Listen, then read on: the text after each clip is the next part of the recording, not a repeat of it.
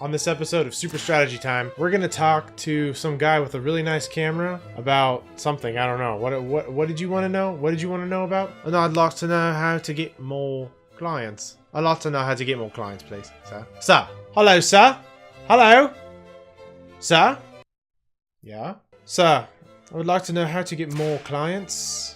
I hear this all the time on Facebook, Instagram. Pretty much every person, they come to me and they want to know, how do I get more clients? In my opinion, it's super easy. Put out content. Put out content as often as you can that shows your process, that shows how you do things, that shows how your mind works, how you take a problem and solve it, and let the client feel like they understand what it's like to work with you, and it'll make it as easy as possible for them to transition into actually paying you to do something. How does posting content get me more clients though, sir? I don't understand, sir. How does more content now? How does posting content get me clients at all? Well, if no one knows you exist, then how are they going to call you? If no one knows you exist, then how are they going to reach out to you? How are they going to ask you for work? I'm not sure, sir. I'll do very good work, sir. I have a long list of clients and they give me referrals often, but I would like more of them. They're not enough, sir. They're not enough and I'd like more referrals. More referrals immediately. I understand. Here's the thing about referrals. They're extremely important. Usually referrals are way easier to close because they're coming from somebody who already told them that you're good, right? But there's a problem. You can't control referrals. You can't control how often someone sends you a referral. You can't control how often those people are thinking about you, how often they're going to bring you up in conversation. You can't control any of that. So having that be your main source of leads for a business is really risky, because at any time it could dry up without you knowing why. And that's scary. And that's stressful. And that causes anxiety. And that really sucks! Yes, you're right, sir. I do not control it. So if you control your content and you control the outreach you're doing with your content, not only will you be showing people how you work, the cool stuff you do, they'll get to know you, your personality a little more. They'll be able to envision and imagine working with you. The more content you put out, the more people feel like they know you, even though they don't. But they feel like they do. And that feeling is what breaks that cold lead barrier into them thinking automatically, oh, you need this? I'll just refer Mike to that because that's what he does. I know that's what he does because he puts out content about it all the time. He talks about it all the time. He talks about it so much that I feel for some reason deep down that he's an expert. I don't know why, but that's how it works. The more content you put out, the more people will think you're an expert, the more you will get those juicy jobs that you want. What sort of content should I be posting on social media though, sir? That's what I don't understand, sir. I don't know what kind to post, where, when to post. Do I do a blog? Do I do YouTube? Do I do Instagram or Twitter or Facebook or LinkedIn? There's a lot of different ones. I don't have time for them all, that's for sure. Nobody does. So which one do I do? What is the best solution? Sir, it's the best solution for me personally. Super easy answer to that. At the top of your content funnel, you're going to want to have a blog or a YouTube video. Preferably a YouTube video and then a blog. So you make the YouTube video. Then you make a blog out of the YouTube video. You just write what happened in the blog or what happened in the video.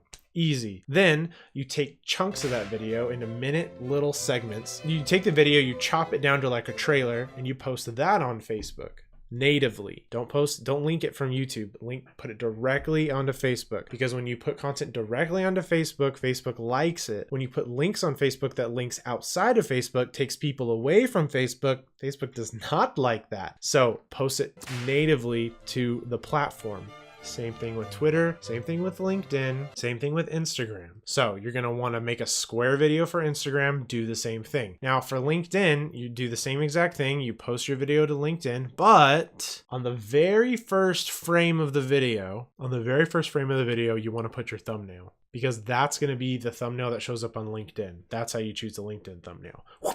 So you're saying YouTube is the main social media? YouTube is for evergreen content because people are searching on YouTube for keywords that you are using. So they're sitting down and they want to watch your content. People on Facebook are sitting on the toilet and they're scrolling through their phone looking for something to distract them for a couple minutes. People on Instagram, same thing. Toilet, sitting down, scrolling, looking for a distraction. People that sit down on YouTube, they're sitting down and they're relaxing and they're getting ready to digest some content. That's why you want to start with YouTube. Same with blogs. They're searching on Google, your blog comes up and they're going to read it. It's all very good advice, really. I've learned quite a bit from you, sir. Very handsome, sir. Very handsome individual, if I do say so myself. Very nice. But, you see, sir, not only do I do design, but when I play video games, when I'm playing video games, sir, do I post that on there too? Or do I make another account for that? Do I mix them together? Or do I separate them, sir? This is one of the hardest questions that I've ever had to answer for anyone or myself. And you have a decision. You can go both ways. Your YouTube channel can house everything you do. And the central focus of the channel, the lens that which people will see your content through, will just be you.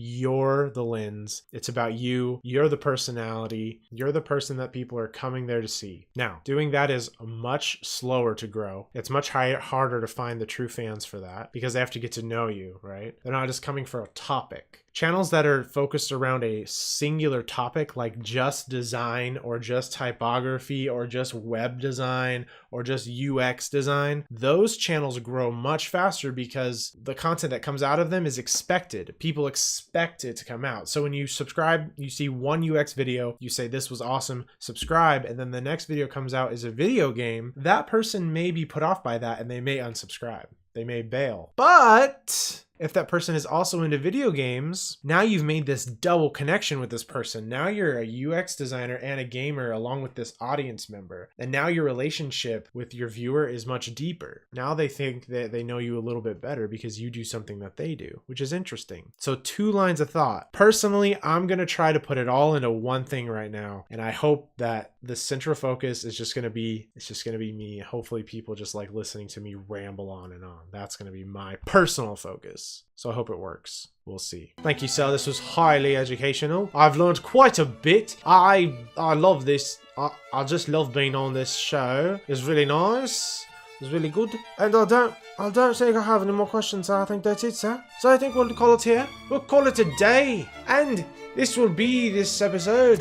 It was quite good, I believe. It was quite done well, don't you think, with the two camera angles? This one is a Canon 6D with a Nikon 1.2 prime 50mm lens on it. Clever! Clever indeed!